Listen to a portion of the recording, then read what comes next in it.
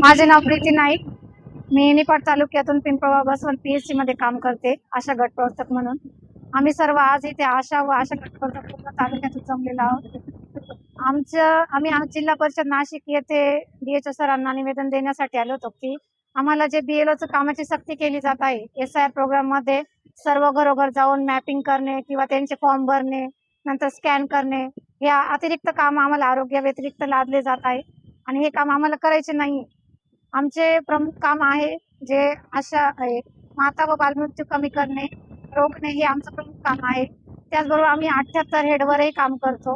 अनेक आजारांवर किंवा अनेक विषयांवर काम करत असताना आम्हाला 24 तास सेवा द्यायची असते.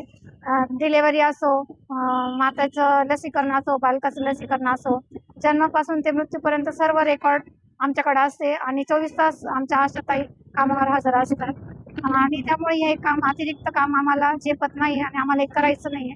आमचे राजीनामे देखील तहसीलदार स्वीकारत नाहीत. वारंवार राजीनामे देऊन देखील आमचे राजीनामे आजपर्यंत स्वीकारले नाही. मला या कामाचा अतिरिक्त ताण आलेला आहे. या कारणामुळे आमच्या 2 आशा सेविका आता सध्या दवाखान्यामध्ये ऍडमिट आहे आणि बऱ्याच आशांची प्रकृती आता नाजूक आहे.